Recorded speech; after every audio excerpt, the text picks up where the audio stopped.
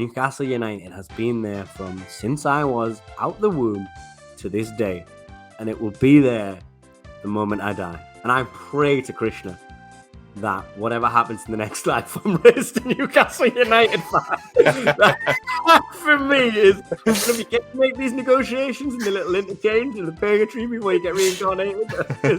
First things first, Big Chrissy. This is what needs to be agreed on. It's the thing that's made me feel like I belonged. Hello and welcome to When Football Began Again, the podcast that takes a nostalgic look at the Premier League era.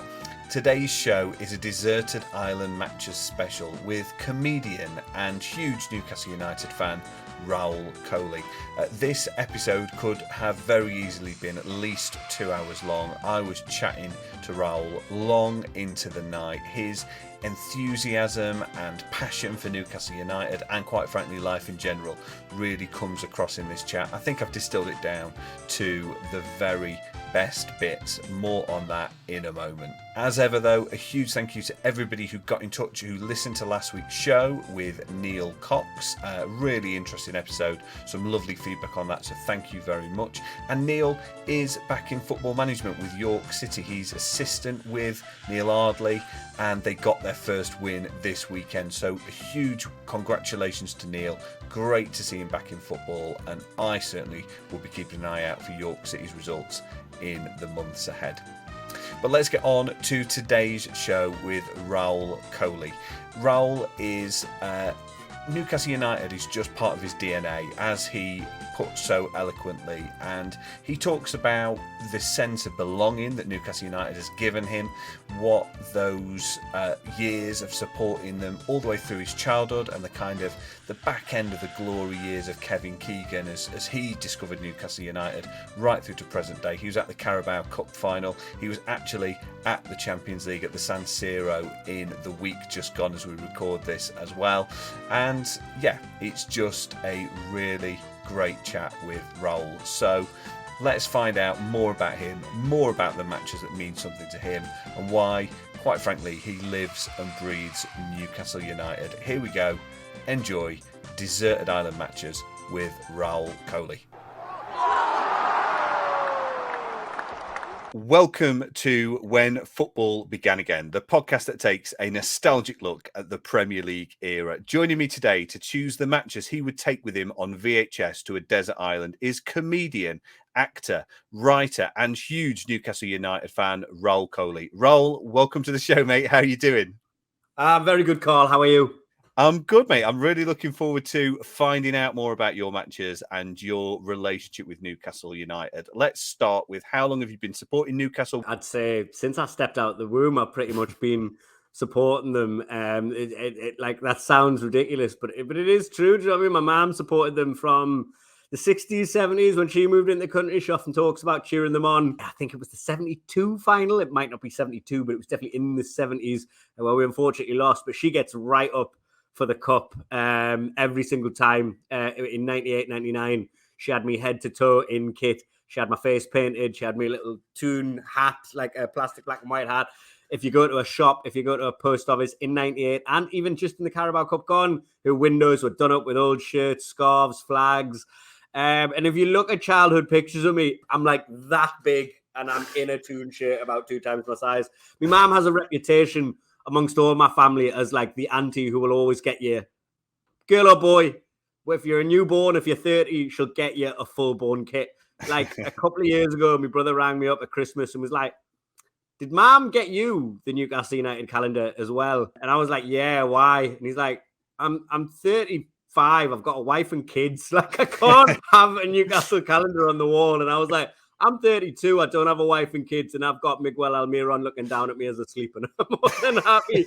So, like, it was just, it's a brainwashing thing when you grow up. It's a religious thing. It really is. It's a one-club city, and it's the great unifier. It doesn't matter who I'm talking to, someone at school, someone who lives near us, a cabbie, a doctor, a train guard. If I bring up the Toon immediately, we can have a good discussion, a proper discussion, and communicate on a human level. So it's just always been there, ever present in my life. I conceive the world. You can't not conceive the world through without the you conceive it through the lens of being a Newcastle United fan. A good example of this is genuinely true. I was about 15, 16 for the first time I heard the Beatles song, Hey Jude. And I was like, na, na, na, na, na, na, Hey Jude. And I told my mate, I was like, I can't believe the Beatles wrote a song and stole it from the Newcastle United football chant.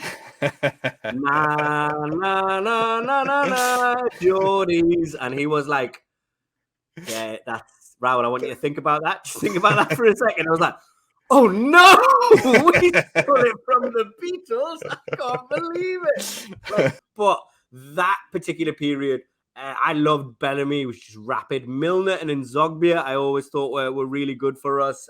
Shearer, obviously, is perennially through there, almost like our Achilles, our Hector. Just that guy who defined what it is to support the Toon, because success is far-flung for us if it exists at all. There are people who probably live their whole... There are definitely people who live their whole life and not had any success. But it's not really about success. It's about that community. It's about that belonging. It's about that energy. And it's about the symbol on the background of this. Them seahorses being this great unifier that has existed for a century, that brings the city together. So the first game I've asked you to take is a Premier League game featuring Newcastle United. What are you going for? There is a contender. There is a contender. It's games I was at. You know what I mean? That the energy of that 5-1. Particularly, I was going for a bad point in my life. I just got into uni, and although I was joining uni, I had some personal things going on. You know, it's like it's a whole new start, and the people you're close to, your partner, whatever, that sort of ends from back home. And I was going through some tough times in that regard. And it was just exactly what I needed. And even though I wasn't going through tough times, you know what I mean? Like, I'm in the Gallagher right behind the goal, and we'll put 5 past the Mackhams. And then, like, it was just so localized in terms of, like, there was all Geordies as well. Like, one of our goals, I think, was a Titus Bramble own goal. That added to the sweetness. I think their goal was scored by Michael Chopra, which was just, and it was in like the 80th, 90th minute. So it was just really funny. And I think I woke up my entire halls that night. It was Halloween. It was Halloween 2010. And I come back after that, mashed. And I went out for Halloween dressed as the wrestler Sting. Got even more mashed. Came home and was beating a pumpkin with the baseball bat Sting has, singing "Cheer Up, Stevie Bruce." Oh, what can it be to a sad Mac? And we don't need to curse. And football team. And that always obviously made it a bit more controversial when he became our manager. But Steve Bruce, Michael Chopra, Titus Bramble, 5 against the Mackhams. If Carlsberg did derbies for me. Absolutely. And a Kevin Nolan hat-trick that day. The lesser spotted Kevin Nolan hat-trick. Incredible. So, you got to love it. You recently gave a rousing rallying cry ahead of Newcastle's Carabao Cup final appearance against Manchester United, telling the players, if you lose, you've lost nothing, but if you win, we'll name our children after you. Now, sadly, there has been a slight delay on the number of Svens, Brunos and Joe Lintons due in the Newcastle area over the year ahead. But what was that day like? And is it only a matter of time now that Newcastle do get their hands on that long-awaited trophy? Let's start with just quickly the rallying call. Have you ever heard the fellow who called into TalkSport crying, talking about how much he misses Mickey? I think I have, yes. Yeah. You know who he was actually referring to? Go on. It's some years back, isn't it? It's several. It's about 5-6 years back when we're crap under Ashley.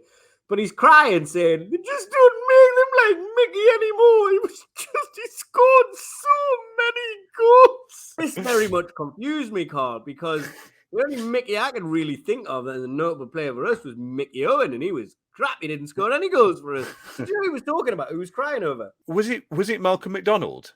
Malcolm McDonald, you know, like how long ago he played for us? For him to be calling in crying now on a half century later, that was kind of what I was trying to get at with these, with you know, we'll name our kids after you. Immortality is there for the taking for this squad who does bring us a cup home. Let's get on to the experience.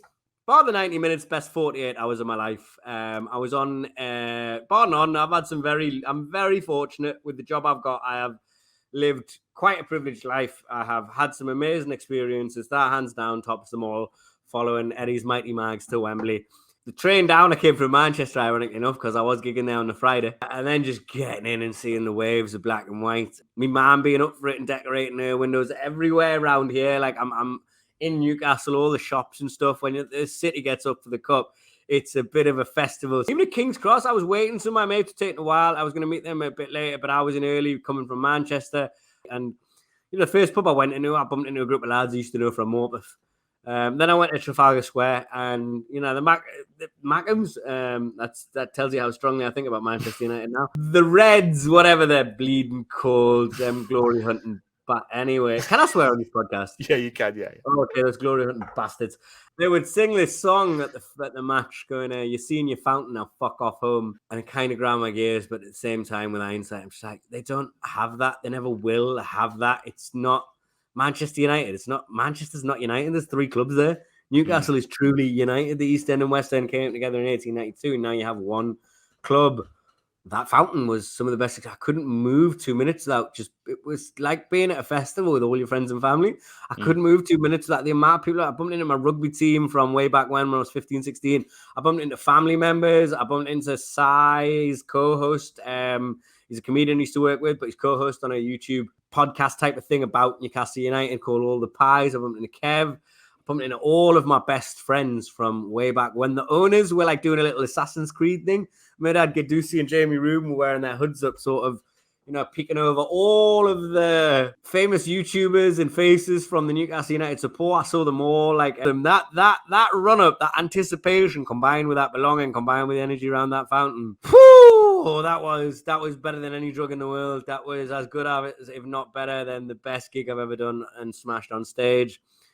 Box Park the next morning was amazing. I'm straight in there singing, Ryan Taylor over the wall as Ryan Taylor's on stage. John Carver, for some reason, was up there. He wasn't on the stage, but we were just having a pint with Jeremy Kyle, of all people. Shola Rabioti was on the stage. John Beresford, who I'm friendly with, after I had a real good chat with him. Shaka Hislops, when he got the keys to the city, he's part of Shaka's Show Races and the Red Card Initiative. So he was on the stage. That whole experience, I kind of went a bit viral on Twitter because I was in corporate. I paid 350 quid for my ticket, and I wasn't allowed to wear colours. Right, so I wore a Metroland t-shirt and a Greg's sweater to sort of slightly indicate where I was from. That was, And then even afterwards, I said on the Adam P, I turned up on Adam P's vlog and I said, look, they said, do you think we'll win? I was like, I'm not biting my tongue. I'm not holding my breath. Like, Man United have experience in these games. Apart from Dan Burn, we don't have experience playing at Wembley, never mind in a final. I'm so used to going out to Cambridge or Stevenage or some lower league team in the second or third round. The fact that we've made it here, the fact that London is a sea of black and white, the fact that this is the start of the rest of our lives. It's always going to be like this. It's not going to be going on. It might be, you might have the odd season but this will be the norm now. I'm just thinking this is the start. I don't think we played badly. I'm not the manager, but I personally would have started Isaac. Having said that, I trust Eddie Howe implicitly, and I don't want anything I ever say to come across as a critique of a man I believe to be a demigod. But Amanda McQueen, she came right on TalkSport immediately and we will, what she talked about, how she was crying, her son was crying, how we're waving the flags when we were still, like, it's the 89th minute, we're 2-0 down, there's no chance that we'll start waving with flags. And she's like, we will win the Carabao Cup. We will win the FA Cup. We will win the Champions League. And we will win the Premier League. I was like, Captain, my captain. I was ready to follow that lady into war. Oh, my God. So, coming to your second question, it's a matter of time, but I don't want to jinx nothing. There's a lot of variables in life. Everything's long run. I hope we win a cup under Eddie. I think we should. I think he's a good enough coach to win the highest and a good enough man manager, more importantly than anything. But he's good enough to win us a cup at the highest level, I think. And he understands the city and the team, his players implicitly. I do think it's a matter of, but I'm too scared. I'm too used to being a Toon fan to say that full sentence. It is still a game. There's still many variables. I don't think we'll win any the next season, but I think with time, maybe hopefully we'll win them all.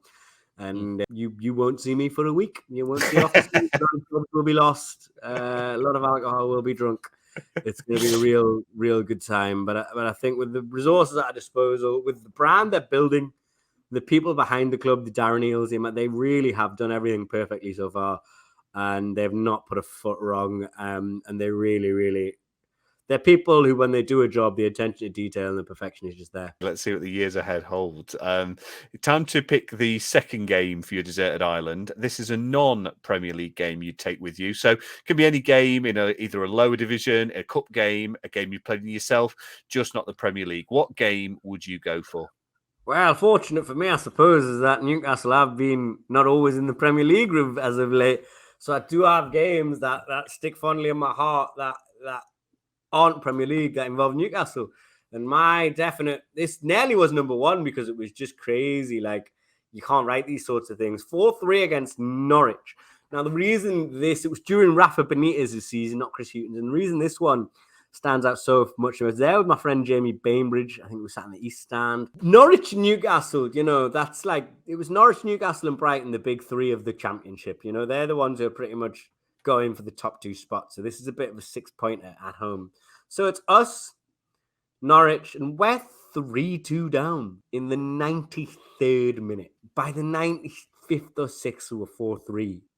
Yeah. And I remember when that fourth goal went in off Dwight Gale, I couldn't quite believe it. And then obviously the rush of everybody around you standing up, my head came clean off. And I went out and I didn't get like hammered. I had a few beers after, do you know what I mean? Like, nothing special. I've had way madder sessions in my time.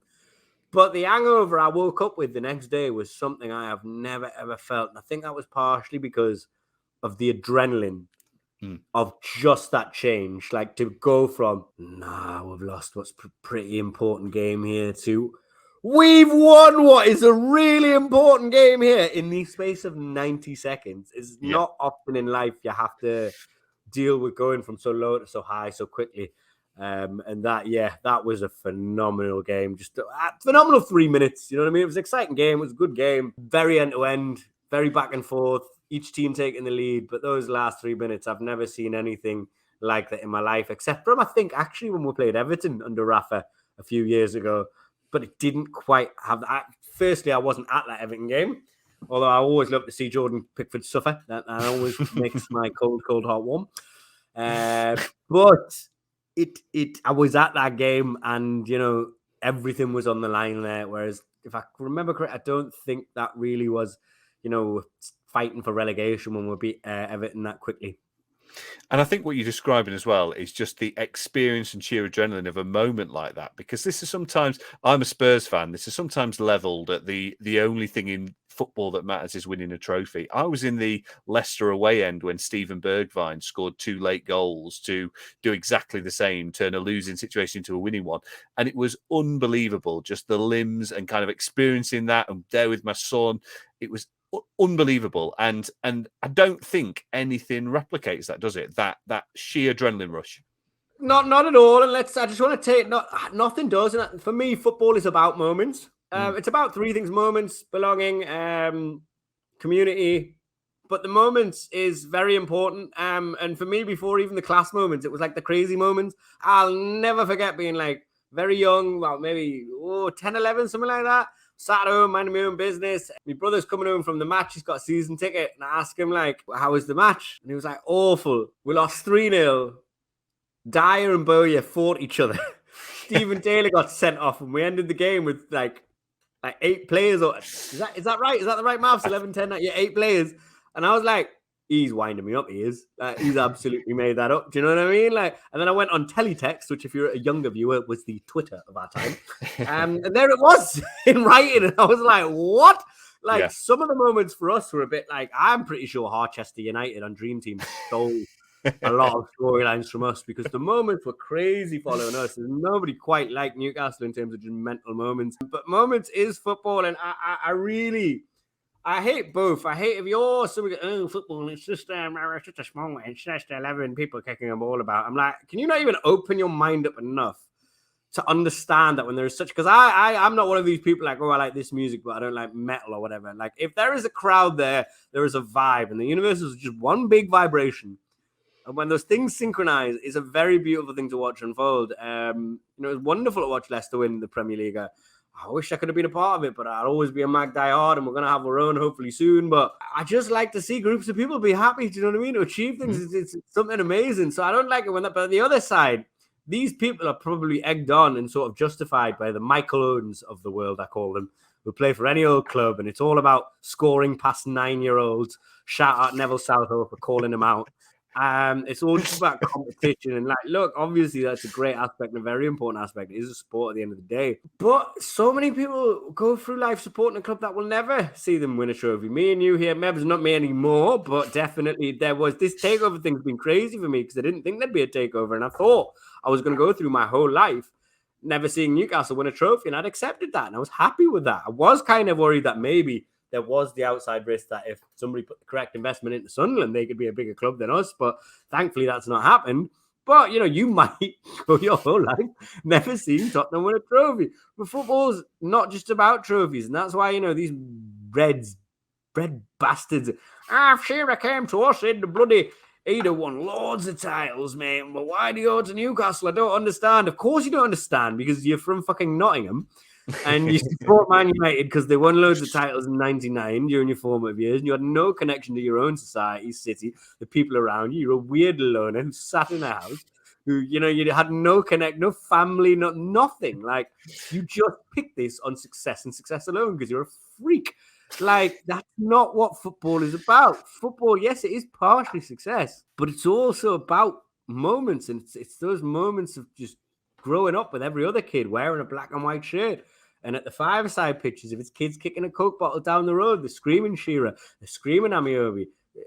That's what football is about, being part of a community, belonging to a group. And if you take that away, you don't just take, like Newcastle, you take all football away. There's all this argument about what's a big club, who's a big club, this, that, and that. That's the icing on the cake. But this country's football is so good because of non-leagues, because of clubs that have managed to facilitate a Jamie Vardy or a Dwight Gale. There's a Carl Darlow. There's so many players who were nothing and then came up. Dan Burn, he's pushing trolleys in Asda at 16 and came up the non-league system. And so if you're talking about big clubs, if you take away the non-big clubs, if you take away the ones who haven't won trophies in 50 years, you're left with European Super League. And I think it's quite clear it's not just people like me who think that was a stupid fucking idea. Yeah, no, 100%. I completely agree. So, as a comedian, your debut Edinburgh Fringe show, Newcastle Brown Male, was critically acclaimed, and you've spoken before about your feeling of identity, and just there talking about the community and being a Newcastle fan. I mean, I think every football fan can relate to that, but why is it so particularly important and such a religion, do you think, for you? I think it's for all of us. I think like Newcastle United and Newcastle City are synonymous, and we have our own sense of humour, our own jokes, our own language. I had a joke because we use a word called Raj. And it tends to, if somebody's Raj, they're a bit of a chav, basically. If they're pure Raj, like, it's like absolutely class, crazy, totally mental, or it's like a super chav, like the chaviest of chavs. So I had this joke that I was going to open up an Indian restaurant and call it the Pure Raj. And I remember like the first time I tried that sort of outside of Darlington, I went to like York and tried it, and like nobody got it. And I was like, oh, you guys don't use the word down here, do you? Oh, right. Yeah. Okay. Right. I was like, again, you see life through the lens of being a Geordie as well as a Newcastle United fan, whether it's like the Raul Moat palaver. Like they're synonymous and they're central to your identity, and they are. Like, I call Newcastle United the great unifier of the city. For me, as a kid who didn't really fit in anywhere, I was born to a Hindu father and a Sikh mother, and going to both temples. Like 7 years after one side had tried to genocide another, I grew up in an incredibly working middle class area, but my dad's shop was in a very working class area, and then I went to school in a posh area. And so I'm kind of sticking out in all of these environments because I'm bringing a bit of each to each one, and it's sort of rubbing people up the wrong way. But immediately, again, in all of those environments, Gurdwara, Mandir, posh area, working class area, middle class area, you bring up the Toon and the tension's gone. The ice is broken. You can have a full discussion. And so it's weird because Newcastle Brown Ale is something that's so central in mine and every Geordie's life, or at least of a certain age. But like now I do that joke, I'm Geordie Indian man, if you'd rather a Newcastle Brown Ale. And it sort of doesn't quite land anymore because a lot of the younger generation haven't grown up with Newcastle Brown Ale being as prevalent in Sky Sports or in their fridges the way that it still works in Newcastle, because they'll watch the old historical documentaries like me and they'll see the Brown Ale logo and they'll know what it means. But outside of Newcastle, a lot of the younger generation don't know what the hell Newcastle Brown. They've got craft lager, mate. Like, it's for me, it was how I rooted myself. Like, comedy, as well as Newcastle, being a Newcastle fan, I've worn many hats, and the hat I've worn the proudest is a Newcastle, like the Newcastle United and Geordie hat. It's the one I've worn the most openly, with most passion, and the one I've worn most proudly. As I've got older, I've found a bit more belonging, not belonging, but like identity, I suppose. I've identified with my Hindu hat, and I've become a bit more religious and spiritual in that regard. But throughout my life, those seahorses behind this podcast, that crest, that blue ribbon on the bottom, has been the one constant in my life. I've lived in Newcastle. I've lived in Sheffield for uni. I've lived in Manchester, London. I've been a student. I've been in club promotion. I've been in sales. I've been in comedy. I've been so many different people and had so many different friends, and my family haven't been near me. Now they are near me. But, you know, I've always just been an individual in different spaces. But what has always been there, whether my hair has changed, my beard has changed, my clothes have changed, my style has changed, my music interests have changed, whatever that has changed, Newcastle United has been there from since I was out the womb to this day. And it will be there the moment I die. And I pray to Krishna that whatever happens in the next life, I'm raised a Newcastle United fan. That for me is, if you get to make these negotiations and the little interchange and the purgatory before you get reincarnated, first things first, Big Chrissy, this is what needs to be agreed on. It's the thing that's made me feel like I belonged more than anything. And and comedy has allowed me to be myself. It's allowed me to wear all these different hats, and that's as well helped me realize, because talking about yourself does help you realize who you are. And that at my essence, more than anything, I'm a Geordie. I'm a Toon fan, and I think that energy has rubbed up on a lot of people. You saw my video, and obviously it moved you to a degree that you invited me on the podcast. I'm like, in Hinduism, conversion is actually not. It's a sin. You don't want to convert people. It's a violent act. But I convert people to Newcastle United. I've had two of my best friends at uni. One was like a fair weather Cheltenham fan and the other a fair weather Villa fan, but they weren't really into football. They didn't really get it. Again, they saw things from the sporting side of things. I took them up for a couple of derbies and we lost those derbies, but they're walking around the street going, what's wrong with these people? It's like a bank holiday, but it's a Sunday and they've all got work tomorrow and they're all out going mad and they're screaming. And you felt the atmosphere of the games, and they're both diehard Newcastle fans now. To the point where one of the Alex is the one who's the fair weather Cheltenham fan. He come up to the Burnley game, the first game we won under Eddie Howe, for my 30th. And he brought his girlfriend, and his girlfriend is now a Toon fan. I've got family in India that are Toon fans. I'm trying to work on in Estonia. You know, there's people in Amsterdam, a family in Dehradun, India. I've got family in Canada. And there's comedians all over, in Barcelona, in Amsterdam, in Poland, in the Czech Republic, who have, just as soon as they got me talking, they can see the passion, they can see the sincerity in my face, how much I love Newcastle United. And I'm trying as best I can to eloquently convey why it's captured my soul. And I've done it with the very sinister idea of trying to capture their soul and make sure that they always have a fun spot. Not for me, for the Magpies. I love it that much. We'll add global ambassador for Newcastle United to your to your list. I don't know how many people I've definitely convinced a few, but I hope to convince more as time goes on.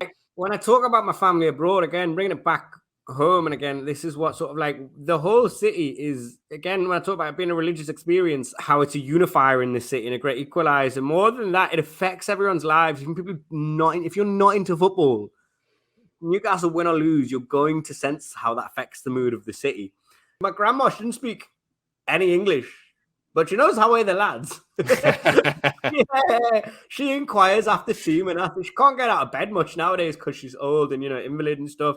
But she inquires about whether the team are doing well or not, and I think that's a very beautiful thing. And amazing. There's fantastic footage of that video that you've got your grandma saying away the lads as well. It's beautiful. So the third game we'd like you to take with you is your favourite Premier League game that doesn't involve Newcastle United. What have you gone for? Southampton 8, Sunderland 0, 2014.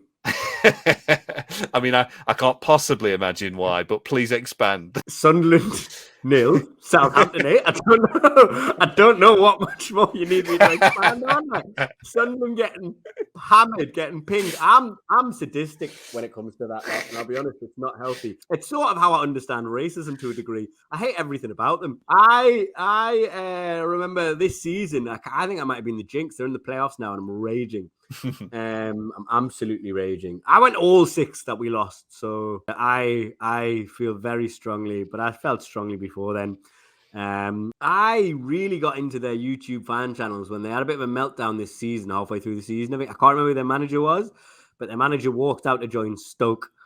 It turned out the owners from that documentary. Oh, I don't know if you've seen Sunderland Till I Die, but they've got that Eton kid who's like, yeah, we need to sell more season cards. I want to change this historical song and make it like a big. He's like Boris Johnson. I want to make it big. Oh no, I want to make it like a rave but bigger. You mean like a warehouse rave? Yeah, one of them. But he just has not the first clue about football. This is clearly his little glory wank fest where he makes himself look proper sick and all this. And he, gets the appreciation of the people. And then Stuart Donaldson was just like, I've never seen anyone with the characteristics of Ricky Gervais in real life. It was scary. But I love that documentary. I masturbated to every single episode of it. So when they imploded halfway through the season, it was a bit similar. There wasn't a documentary, I don't think. Maybe there was. But there was YouTube fan channels, and so it turns out that the manager's just walked out. He's gone to Stoke, and he's Sunderland are going nowhere, and he's done really well for them. They all seemingly like the manager, and then on top of that, it's the Dreyfus Empire. Lots of actors, lots of directors, lots of they own a big car company or something. They're a very rich global dynasty. And I was a bit you're getting taken over by a kid, you're getting taken over by a 21-year-old. For all intents and purposes, they seem to have done what they needed to do. But they wanted rid of Stuart Donaldson and Charlie Methven. And they thought they had it, but it turned out, just as the manager left, that those two, in a Freedom of Information Act, it was revealed that them two still had shares in the club and actually sort of made up the actual majority share, but they weren't the CEO. So and then they just went on a losing streak after doing quite well at the beginning in the championship. And so from there, it was just a meltdown on every single one of their fan pages. And I watched that many of their videos that I was just constantly being asked by YouTube to subscribe and just being recommended videos about Sunderland. No, only when they fail. Only when they fail. I love to see the Mackem suffer. It brings me great joy. It's one of my small pleasures in life. And so when they lost 8-0 to Southampton, no less, do you know what I mean? No disrespect to Southampton. They are unfortunately going to be a championship side next season. I actually looked up that game because I'd forgotten about this game. But everybody has, unless you're me. Just mags who watch it every so often and have a quick cheeky tug. Well, Southampton actually only had 10 shots on target that day, scored 8 of them. Before the match, Southampton manager Ronald Koeman said, "It will be difficult because Sunderland are strong opponents with good defence and organisation." Didn't quite work out. For anyone only listening, I can assure you that Raul is applauding there. That was both hands visible. I won't be afterwards. We turn off this podcast and we're going to put the telly on, watch the highlights, and that clapping will definitely be a different sound.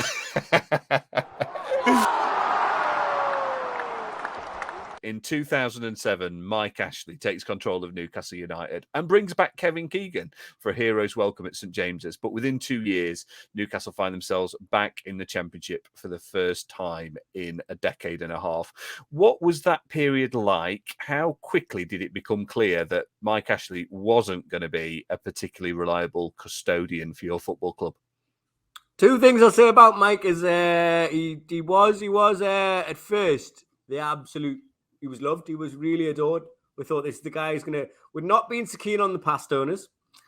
We felt like they'd made a lot of decisions in recent years, and I think that's maybe harsh with hindsight. I think Freddie Shepherd and John Hall did a real good job, and I can't speak for the city, but I personally have a lot of love and respect for the pair of them. Ashley came in. And at first just seemed like an absolute fucking geezer. Like, he just seemed very Geordie, you know what I mean? And that he is, in a sense, in terms of how much he drinks. He's just a drinker and a businessman. He gets shit done. Like, if he was doing well for us, or if he'd put in money in the club, but that story came out that he got so hammered he vomited in a fireplace during a business meeting. We would have sung songs about that. We would have paid tribute to him. But when he first come, he went out on the Toon. He went to Big Market. He was wearing a Toon shirt, and they wouldn't let him in the club because there was no football strips allowed in the club. They didn't realize who he was. And then when they realized who he was, they let him in. He did some Jaeger bombs, got drunk with everybody, left a £500 tip, bought everybody in the bar a drink. Then he got in trouble with the FA because he necked a pint while he was on telly when he was in the away end with us. And he did. The thing is, he didn't know how to run a club whatsoever. And he did make some decisions that I thought, like, in terms of emotion, to some degree, we were asking for them. I wasn't, but a large section of the fans, if not most, we wanted Kevin Keegan back, which I didn't think was a great idea. But in fairness, he did quite well under us. And then I thought bringing Shearer back I thought that was a bit of a stupid idea because he's never managed. With respect to Shearer, sort of, you've seen it with Frank Lampard at Chelsea right now. He just brought him back because he was just going on emotion and fans whim, and he sort of like football it's not as he ran it like a casino. He brought in his mates who were literally heads of casino. Like Lee Charnley was the head of a casino. Apparently he gave Pardew an 8-year contract because he got pissed with him at the casino. Apparently hired him because he got pissed with him at the casino. It became apparent when Keegan left. When Keegan walked out and Keegan said the things he said, which were validated in a court of law, and he was paid compensation by the club for the way he was treated. That was, I think, when Keegan said it, Keegan is like our mum. We implicitly trust what he says. And there are reasons for this. He saved us 2 times over. When we sold Andy Cole, we sold Andy Cole, and he came out when people were outside the club demanding answers. They were furious. And he came out of the club and on the doorstep addressed the fans. You very rarely would get that now, but that shows a sense of connection with the fact he's going to come out and talk to us. He's not afraid. He's going to come out and deal with the situation. And be honest, we saw him as an honest guy. We saw him as someone who talks the talk and tells the fans how it is. As soon as he said what he said, and the way he described it, Dennis Wise, we're always a bit uncertain of. We always thought he was a bit dodgy. Dennis Wise coming in as director of football, signing people he'd seen on YouTube who weren't good enough and that Keegan didn't want. So he wasn't really the manager. He was more of what you now see at a lot of clubs, this head coach. That was when we realised Ashley didn't really have the chops. And then when we got relegated for the first time in God knows how long, or at least the first time in our Premier League era, that was when we were like, oh, who is this guy? Oh no, what's happening here? And then it just got worse because obviously we made our frustrations known. And then he just reacted very vindictively. He dismantled the singing stand and replaced it with the family stand. The family stand right next to the away fans. And then he just kept doing things that just went, I'm running this my own way. And I have no concern for what these fucking thick northerners think. There was the sponsorship of Wonga, which in an area like ours where many people have been exploited by high interest loans, that was pretty out of order. Some of the stuff that came out about his labour laws didn't help. Particularly in a lot of communities like ours, where it was quite a high Labour sort of had power here. Labour had power, like the unions and the mining sort of history here. A lot of those mines were replaced by Sports Direct factories. So again, that really sort of didn't help, where obviously the Labour and Sports Direct factories was completely antithesis to what the mining communities and those unions stood for. And then what was the other? I think the real big one was because he won a bit of goodwill, because obviously Pardew, surprisingly enough, did quite well. What I didn't realise personally was that the reason he sacked Chris Hughton, who we loved, we thought he was really good. That was who we got the 5-1 over Sunderland for, and he took us straight out the Championship and did quite well in the Premier League with his resources. So we want him to stay. The reason I actually took him out is because he basically was tasked with giving this ridiculous contract where there was no goals bonuses to the players. And Joey Barton, Kevin Nolan, Andy Carroll, Steve Harper were like, there's not a single club that doesn't give appearance bonuses or goal bonuses.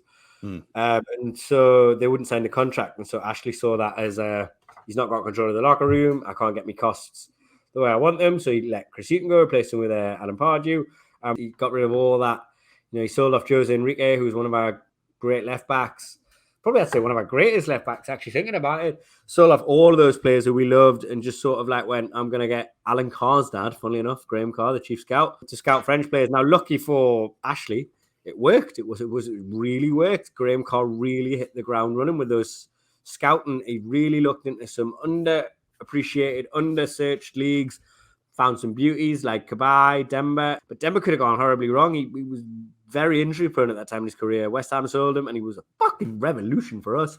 Papi Cisse, Sissoko, Debussy, Hatton Ben Arthur, just to name a few. But he could have really turned the tide, I think, had that season when we got into Europa, had he decided to reinforce, but he didn't. He sold off a couple of our best players, and all he did was buy Vernon and Anita. And I love Vernon Anita. I thought he was a good player. A soft spot in my heart for Vernon. I've got a soft spot for anyone who's worn the shirt, and at least not betrayed us. But we needed more. And if he'd built on that and tried to build a campaign, I think he could have won the fans round. Weirdly enough, there was a season where it's not quite, I think, as we perceive it. We say, he did take money out of the club. He got a lot of free advertising with Sports Direct and put it everywhere. And it was minging always on the top of that St. James's Park. But there was a season, pardon me, where he did put in a lot of money. He put in about 100 million in signings. But unfortunately, this dipshit gave the reins to Steve McLaren. And that was the second time we got relegated.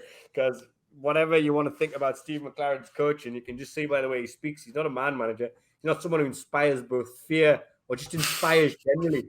If he's giving you a team talk and you're 2-0 down at half time, you're not going to react to him, are you? Fucking idiot. And then after that, it was game over from long before then. But that was when he was sort of I've got relegated again. I think he's sort of where Elon Musk is with Twitter now. He's made a wrong investment. He was half tricked into it. Times changed immeasurably. Maybe he could have had some money to compete, but you can't really compete with the sorts of money the Roman Abramoviches and the Abu Dhabis and more are bringing, unless you're already previously a Man United or a Liverpool. And he knew he had to get the club sold and get out as soon as possible. Or he's just going to keep investing energy and time and money into this project. He did not want and having a relationship with the people that was long broken. The fourth match I want you to choose is a European night that you'd relive again and again. What have you gone for? It's a toss-up, really. 3-2 against Barca, St. James's Park. Tino Asprilla hat-trick. Absolute peak entertainers, and that strip's not got much to be proud of, that 97-99 kit. But the long sleeves with Tino, for me, that one could be up there. But Bordeaux away, we lost 2-0. It was probably the worst game of football I've seen. Never mind the worst game of football I've attended. It was really crap, very crap. Really, I can't articulate just how bad it was. But that feeling again, like the cup final, seeing the Mags take over Bordeaux, taking over the pub, all the flags, all the colours, all the Toon songs being played. At one point, I was the DJ. I hijacked the laptop in the pub and just started playing like I Could Have Been Born in Mackham, Bladen Races, Coming Home, Newcastle, all the folk songs from way back when. And it actually nearly fell apart because the geezer I was going with realised the day before we went to fly out. It was my birthday. My mum got us the tickets and I booked the rest myself. My best mate I was flying out with, Realised the day before he was flying out, his passport was expired. God. Yeah, so he couldn't go. He might have been able to go because there was a time you could go to London and get your passport back within an hour. But yeah, Tories cut that, didn't they? Let's not get on the politics. It's not that type of podcast. Nonetheless, I went, and again, I just knew enough people where I was taken in. They adopted me because I was there for a couple of days. They really took care of us, took us in, took us for dinner, took us out to some wine tasting tour that we're on, and now I go to a lot of away days with them. And their local is the Cozy Dove, and every time I go to a home game, I'll always pop in the local Dove to see them. A nice little happy ending there with people again. I have strong feelings for, and that I love. But that whole experience, it's coming back. It's coming back. Exactly. Got champions before every game. And I can't wait for it. I'm going to have to get myself a ticket to one game at the very least. And I'll just do a gig out there myself, see where we get, see what group we get. European football returns St James's. I was looking at the 3-2 against Barcelona, a Spria hat-trick, Shay Given in goal, a very young Shay Given, who was just beginning to break through in that season, obviously would go on. We probably heavily distrusted him as well, because I think when he first signed, I remember he conceded like 5. Yeah, he really wasn't very good that first game. I think there was like one where he put the ball out, he had it in his hands and he rolled it out, and then someone was behind him, and then they ran past, took the ball off him and put it in the net. It was a really shocking performance for him, but they say pressure breeds diamonds, and that negative just kicked him up the arse the right way. And I would say probably the best goalkeeper in my lifetime. And he makes a few good saves that night. Obviously, in a team, there's Luis Figo, Rivaldo playing for Barcelona. And the other thing that really stood out for me on YouTube, Brian Moore and Ron Atkinson in commentary on ITV, which kind of again just takes me back to a certain point in my life where ITV and the Champions League was on, and the voice of Brian Moore. I think you can feel the electricity of that game as well. You just, St. James is under the lights, as they call it. That was a wild night, and I don't think anyone saw it coming, but it happened. And it will happen again. Bankrupt now. You know what I mean? No Spotify can bail them out anymore when the mags come running over them. Well, we're going to come to that as well very shortly. Our Champions League, the Champions League run. Now, excluding short caretaker spells, Newcastle have had 14 managers so far this century. They saw in the new millennium under Sir Bobby, or under the guidance of Eddie Howe as we record this. Who have been the standout men in the dugout for you, and who do you struggle to comprehend was ever given the keys? King Kev, God. Bobby, God. And Bobby is just somewhat of a spiritual human being. He's affected a lot of people. Jose Mourinho obviously speaks incredibly highly of him. And I remember watching a documentary on him. He was getting they wanted him out of Barca. They hated him. And he said something that sometimes footballers say things, and it helps me with my life philosophy. Sean Longstaff's dad told Sean Longstaff, happy people produce, and that's what he put his form down to.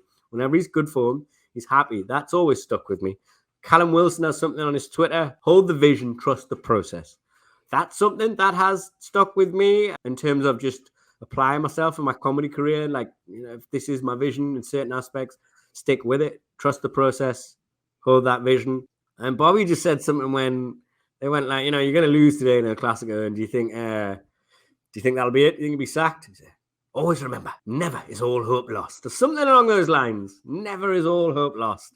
Sounds like fucking Gandalf, man. What the fuck is who talks like that? What kind of wizard are you, Bobby? And then, well, the results bear fruit, don't they? Immediately after, he just turned that. He won that El Clasico and won it, I think, comfortably.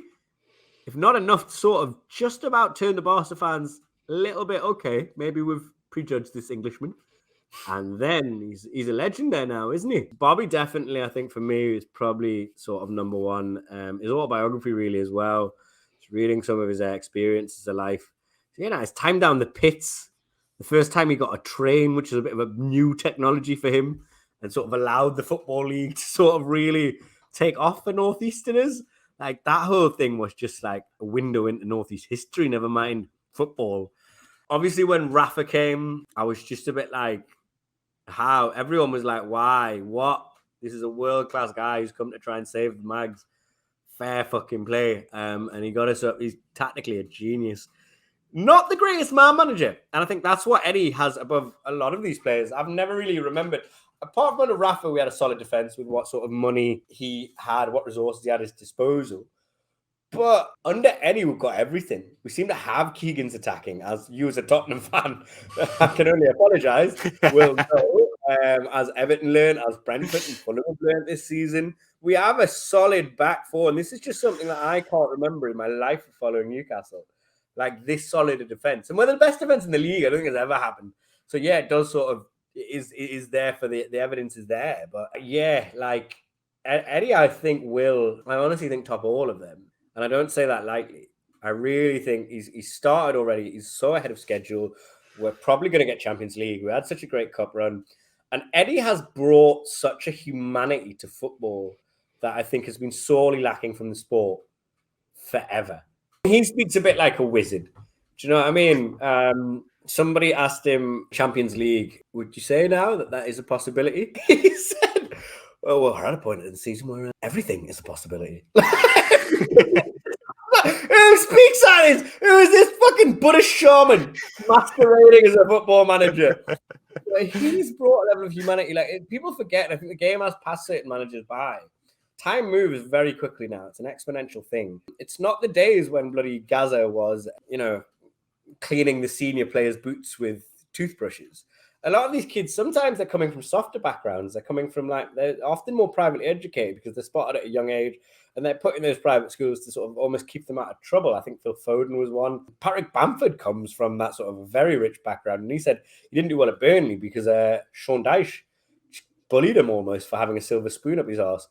The first thing Eddie Howe did when he came to the club was ask every single player what the name of their wife and kids were, when their birthdays were. And when he'd send them happy birthday messages and gifts and ask after them.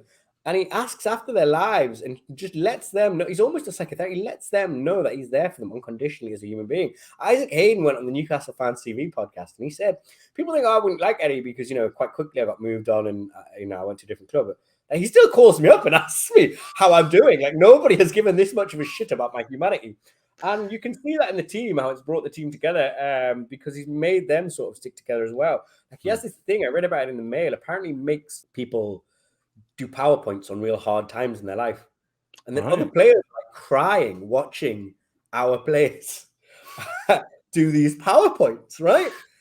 And I was just like, that's a level of humanity, but that's a level of human understanding that has been missing from football all of my life.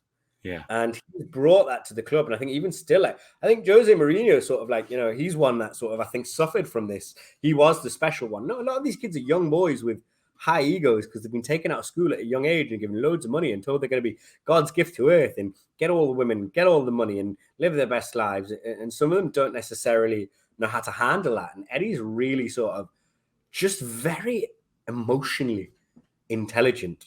He's got that. And you combine that with his clearly astounding tactical news, and you have the perfect manager there. And I really think we'll win everything under Eddie. I think people might say, "Oh, when you get to say you're going to move on, you're going to bring in Pep." Or I don't want to. I think this guy knows something a lot of football managers, but a lot of human beings do not. Incredibly intelligent, incredibly emotionally intelligent managers. How the hell did they get Steve McLaren? I don't know how he got trusted with that budget and that squad, because it was a really good squad that went down. Mitrovic, Sissoko, Gini Wijnaldum. Mitrovic, before his ban and his shoving the referee, was on to be one of the top scorers in the Premier League this season. Gini Wijnaldum's gone on to win the Champions League. Sissoko sort of faded into black, but that squad should not have gone down. And I don't think it would have under a different manager. I think it could have been quite successful under a different manager. But fortunately, it was under Steve McLaren, and it's not someone I would ever trust as a human being. Didn't connect emotionally with that team the way Eddie Howe has with every single team. Funny you should say that, because Steve McLaren's name came up. I had a chat with Brian Dean in one of the first episodes of this podcast, and he doesn't have a great deal of positive things to say about Steve McLaren's man management either. So you're not alone. You can just see, man management requires a certain degree of charisma, a certain degree of human interaction. I think that's actually why he did so well in the Netherlands, because I've lived in the Netherlands a lot. I've gigged out there. I know a lot about the culture and the people. They're very direct. They don't really have this sort of romance and the expressions that British people do, Italians, Southern Europeans particularly. And sort of if he's just giving you his coaching technique and you're not really looking for charisma and so on and so forth, well, his coaching's actually quite good. You know what I mean? He was Fergie's number one coach. He clearly knows how to do his drills. So in the Netherlands, it would work. But any other country that sort of requires a bit extra, a bit more humanity. So the fifth and final match we want you to select is an international match you take with you to watch forever. What game would you go for? It's not very an interesting game. As you say before, football's about moments, and this for me was a moment. I've always been an England fan, not the way I have been a Newcastle fan, but it has been there. I've got all the kits. I'll turn up for the cups, always. England won, Colombia won. 2018, England threw on penalties. That for me was a moment because I was at a festival. They'd cancelled one of the acts to put on the game. And when they equalised, it was like the 95th minute or something, wasn't it? When they equalised, it felt like it was written in the stars. When it went extra time, it just felt like England go out on pens again. You know, and just like I'd never see Newcastle win. I never thought I'd see Newcastle win or like get to a cup final. I never thought I'd see England win a penalty shootout or get to a cup final in my lifetime. I thought that was something that was done. So when that pen went in and just the being in a big crowd at a festival, it wasn't quite being at the match, but it was as close as you're going to get. You know what I mean? It was a nice beer garden vibe surrounded by about 40,000 English people rooting for the team. Yeah. That was a good feeling. So the Colombia game, Harry Kane put England 1-0 up, and then there's a shot from distance, which Pickford, I mean, I wanted to ask you about this as well for Pickford, but Pickford pulls... Got tiny arms, he shouldn't be England goalkeeper. His arms aren't big enough. Pickford pulls a worldie save out that leads to the corner, and then Cuadrado gets the header. Cuadrado, who'd been a real failure at Chelsea. I do also have this theory about players who've kind of failed in the Premier League scoring against England at major tournaments. And then, of course, it goes through to penalties, and Eric Dyer stepping up, which as a Spurs fan, I had absolutely no confidence he was going to put that penalty away. But there was a real feeling there, because I think that was England's first ever penalty shootout win at a major tournament, wasn't it? And yeah, it was and just the fact that it was Gareth Southgate as the manager as well, I felt like that was really sort of poetic, you know what I mean? He must have done something in what I'm talking about with Eddie Howe's man management with them in terms of like, this is how you don't do what I do. I did it. I know exactly what was going on in the back of my brain that was tricking the front of my brain. And this is how you guys don't make that mistake. Yeah. That whole summer was, and that was 2018. We got to the semis, didn't we? And then who did we go out in the semis? Croatia, yeah. But I never thought we'd get a semi in my life. That was it. Sorry, I just said that. I was like, oh, yeah.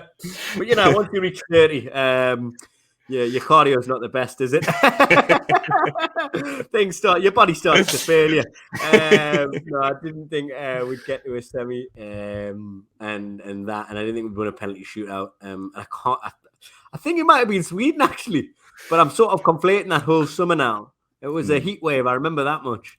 Well, but that whole cup, I'd say, yeah, the first pen shootout, because that's clearly the game I've remembered, and I've remembered the moment of maybe the Sweden game. And I've conflated the two, but it's the pen shootout was the story of the football at the very least. Yeah. If not the moment being in the crowd for the Sweden. On the deserted island, we're going to give you the opportunity of rescue. I'm going to let you pick a former or current Premier League player who can attempt a rescue mission of you. The one thing you do need to bear in mind is that if the rescue mission fails, you will have to see out your days with this player. With that in mind, who are you going for? Craig Bellamy. I just don't think he'd fail. I think he'd swim, knock out. He's just one of them hard kids that come from a poor background that could just overcome any obstacle. He's just a little shithouse. He'd knock out a shark on his way to the island. He'd probably steal a boat, knock out the captain, knock out everybody on board. take the boat to the island, pick us up, and we'd sail back, live happily ever after. Craig Bellamy, it is. It's a compelling argument. I mean, Sir Bobby called him the gobbiest footballer he'd ever met. He repeatedly fell out with Graham Souness during his time at St James's. He threw a chair at John Carver once before a match against Real Mallorca, apparently, and had an altercation with John Arne Riise at Liverpool. Basically, he entered his unlocked hotel room of the Norwegian and hit him on the buttocks with a golf club. The tabloids labelled him the nutter with the putter. I never defended his moral character. He'd find a way of getting to us if it was his job, and he'd knock the shit out of a few people if he had to on the way. He wouldn't think twice about stealing a boat, killing everybody on board, hitting them with golf clubs, throwing them all overboard, and coming to get us. He has also set up a charity helping kids in Sierra Leone, so he's not all bad. He's moral character. And which Premier League game would you have struck from the records forevermore? Probably, I wouldn't struck all of the 6 we lost. The one where the guy hit the horse was very funny. I'd definitely strike off at least 5, but the one that sticks in my head more so was the one where I think they won 3-0, and that fascist piece of shit Paulo Di Canio slid on his knees, looked up at the John Hall doing that. Yeah, that would go. That would definitely be the first to go. Fair enough. Why did you have to end this on a low note? Why couldn't you put this in the middle somewhere? I've got a good one. Now. I've got a good one to end it on for you, don't worry. Newcastle United are about to embark on their first Champions League campaign for the first time since those glory nights under Sir Bobby 20 years ago. By the time this has gone out, we should know who Newcastle are playing, but we don't right now. Who would you have in your dream Champions League group, and what will it mean to you to see the Geordies run out to that music alongside local hero? Question number 1, I don't give a fuck. Go for the big guns. Why the fuck not? I would love like some cool little out of now, like a nice something that makes it a little bit of a jolly of. Like some small Norwegian team or something where maybe I just, spend a couple of days after going through some fjords and shit. That would be cool. I personally would love to see Ajax or any Dutch team, because I have a lot of links there, a lot of connections, a lot of people I can stay with. And again, I can go out, do some shows and, really make a few weeks of that. And as well, I would take great pleasure in showing some of my Geordie pals around, like a little bit of a tour guide out that way, showing them how things work. But I would say go, it's Champions League, man. The champions! Go on or go home. I want Bayern, I want Madrid, I want Barca. Why the fuck not? Let's have it. Eddie's mighty mags are just beginning. Let's take them all on. Let's go for the big uns. It means a lot, actually, Yeah, I've not really thought about it until you said it. Yee. Ooh. It means so much because you drive past kids playing football and you would see a couple of Barca shirts, a couple of Madrid shirts, whatever. Once upon a time when I was a kid, it was just Newcastle shirts. It'd be that one kid in a Sunderland shirt and you would allow it because he had a really hard brother. But there was nothing else. One Sunderland, the rest Newcastle. And then nowadays, I think it'll be the same. I think it means a lot for me for securing the future generation. I know my nieces, my nephews, all the little bands in this town, in this city, if they don't get the community and the belonging, which they will, with the success and the energy that's going to come with that, and watching the Champions League Wednesday nights, and as well as making us a global brand and influencing other bands across the world, that's going to really help, sort of roll that over. So for me, I had that, and I'm thrilled that these kids are going to have that. It's the beginning of the rest of their lives. So it means a lot. It really does mean a lot because, for me, particularly having just had nieces, the kids, the future, it's one of the most important things for me now. It's the thing I think about the most. Amazing.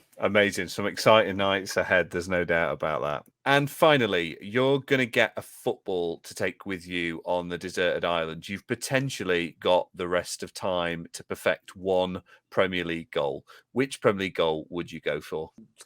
Gotta be either. Oh, there's 3.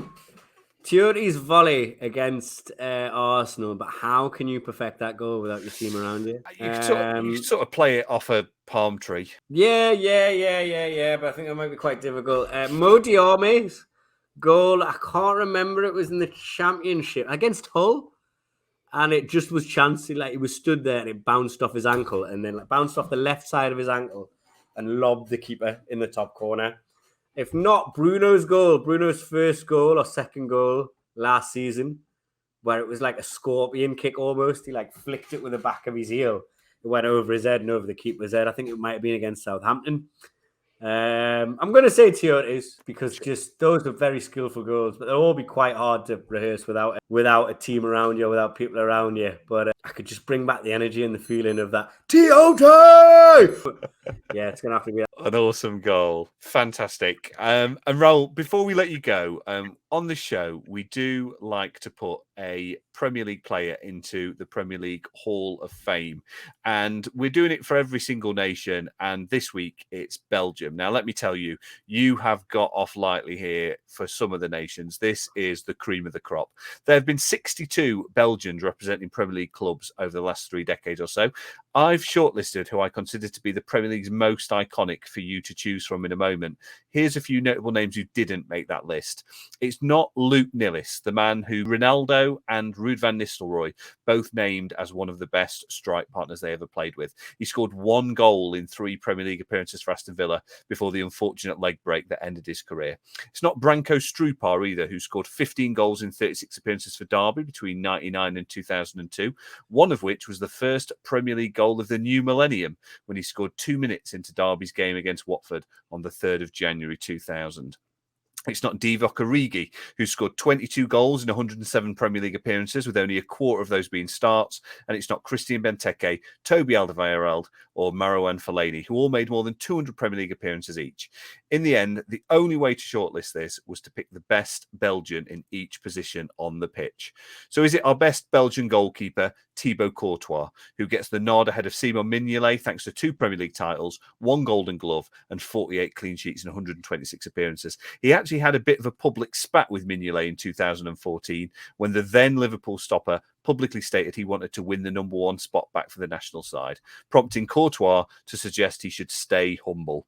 Courtois currently has 101 caps to Mignolet's 35. Or is it our best Belgian defender? I've shortlisted that down to Vincent Kompany, who gets the nod above Belgium's all-time leading appearance maker Jan Vertonghen with 145 caps, and perhaps a cult hero for you, Philippe Albert, scorer of one of the most iconic 90s Premier League goals. Kompany, though, joined Manchester City in 2008 and was the Premier League Player of the Season on his way to captaining City to the Premier League title in 2012, an accolade he would win another 3 times in 14, 18, and 2019. He's also a FIFA ambassador for SOS Children, a charity helping kids in his father's native Congo, and bought Belgian 3rd Division side FC Blade as an investment to the youth of Brussels. His one and only goal in his final season with Man City was effectively the goal that sealed his 4th league title, leading to the iconic bit of commentary, "Where do you want your statue, Vincent Kompany?" from Gary Neville. Kompany's statue was unveiled in August 2021. He'll return to the Premier League as manager in 23-24 with Burnley. Or is it our best midfielder, Kevin De Bruyne? A fairly comfortable pick in midfield ahead of Moussa Dembele and Marouane Fellaini, but it wasn't always that way. After a less than spectacular spell at Chelsea, Paul Merson famously suggested he thought the 55 million fee paid by Manchester City was in lira. A nice line, but one that looks dafter with each passing season. De Bruyne has 4 Premier League titles, will almost certainly have 100 caps by the time this is released, and might have even added a treble to his trophy haul. He recently became only the 5th player in the Premier League era to reach 100 assists, overtaking Frank Lampard, with Giggs, Fabregas and Rooney firmly in his sights as 22-23 draws to a close. Or finally, is it our attacking option, Eden Hazard, just ahead of Premier League 100 club member Romelu Lukaku on this shortlist?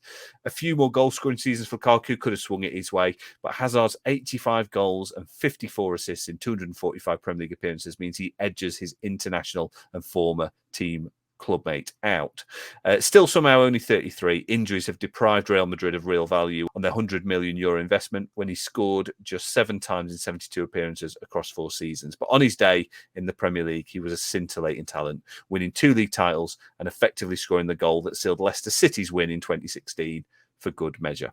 Which one for you out of that shortlist is the greatest Belgian the Premier League's ever seen? Thibaut Courtois, Vincent Kompany, Kevin De Bruyne, or Eden Hazard? Just quickly, I want to mention Thibaut Courtois and Mignolet. Them Belgians love a scrap. They had one at the last World Cup, didn't they? They just hate on each other. It's because it's a divided country, isn't it? There's Flemish speakers, Dutch speakers, fucking French speakers. It's that how they shop is Belgium. Albert, obviously for me, everyone is just I'm Toon through and through. That's for me where I would be going. If I'm genuinely going off facts, I think it'll be decided in a few weeks. Kevin De Bruyne, if he wins the Champions League, I'd say it's him.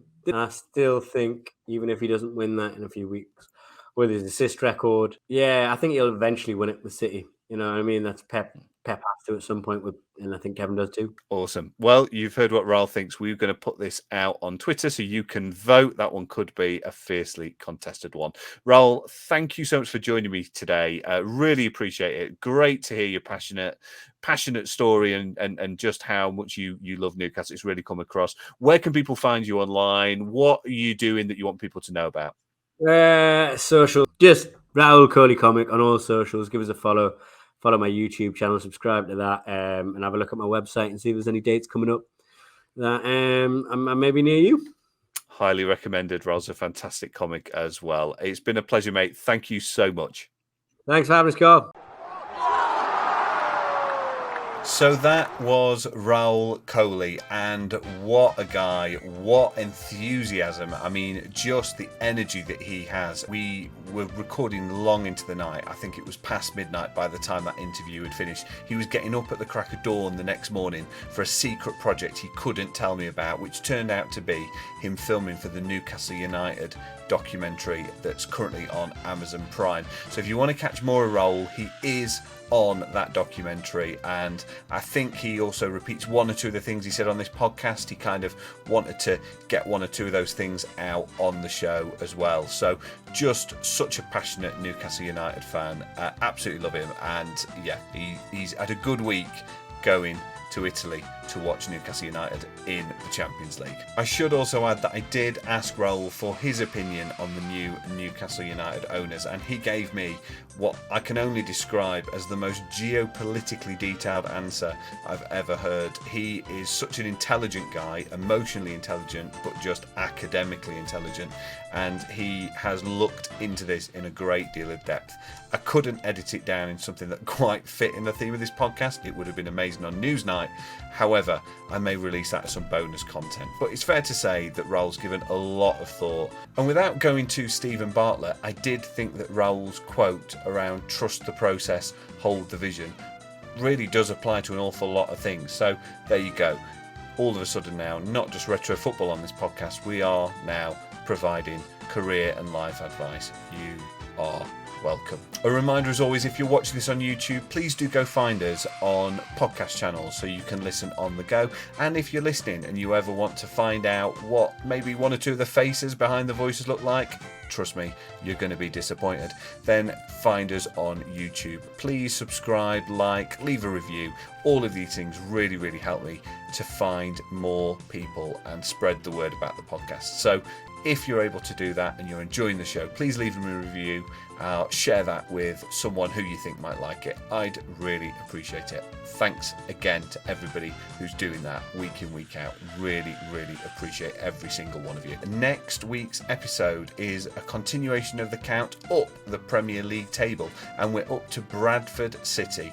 I have comedian and actor Kevin McDonnell, and in a first for the show, Wayne Jacobs, a player who played in both of Bradford City's seasons in the Premier League. He also joins to discuss and give insight. So I've got insight from the stands and from the dressing room. It's a really, really great episode and an in-depth view. You don't have to be a fan of Bradford City to enjoy it. I think so, at least. So please do come back next week, and we're going to go all through Bradford City's couple of seasons in the Premier League and also the seasons that surround it. But that's it for today. A huge thanks to Raul Kohli for being my guest. A huge thank you to you for listening, sharing, and spreading the word about the podcast. I'll see you back here next week for a continuation of the all-time Premier League table and Bradford City with Kevin McDonnell and Wayne Jacobs. See you then.